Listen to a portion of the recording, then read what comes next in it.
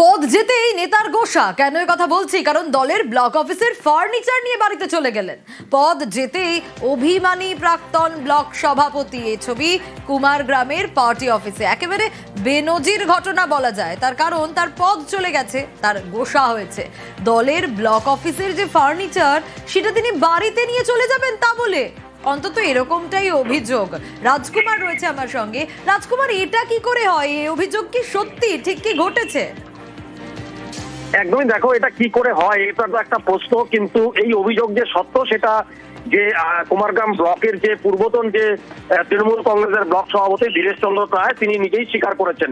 তিনি পরিষ্কারভাবে তার বক্তব্য যে আমি সমস্ত জিনিসপত্র নিয়ে যাচ্ছি। এর কারণ হচ্ছে যে যখন তিনি ছিলেন তিনি নাকি এই সমস্ত ফার্নিচার গুলো কিনেছিলেন এবং এই ফার্নিচার গুলো এখন নষ্ট করা হচ্ছে, সেই কারণে তিনি নিয়ে যাচ্ছেন।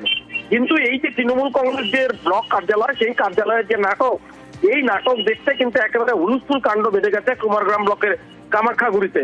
এবং যে বর্তমান যে সভাপতি সেই গোষ্ঠীর লোকজনেরা বলছেন যে যেহেতু পার্টি অফিস, এই পার্টি অফিসে সাধারণত কারো ব্যক্তিগত সম্পত্তি বা ব্যক্তিগত ফার্নিচার থাকার কথা নয়, কিন্তু যেহেতু উনি নিয়ে যাচ্ছে নিয়ে যাক, আমরা আবার নতুন করে দলের হয়ে ফার্নিচার কিনবো।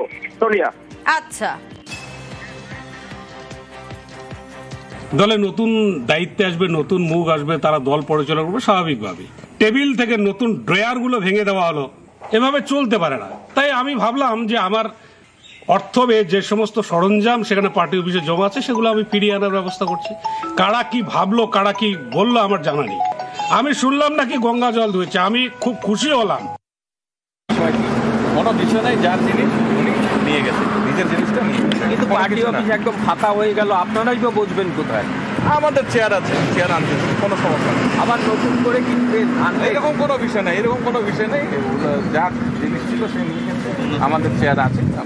আমরা লোকে তো খারাপ চোখে দেখছে, এরকম কোনো বিষয় নেই, এরকম খারাপ দেখার কোনো বিষয় নেই। যার জিনিস ছিল উনি নিয়ে গেছে।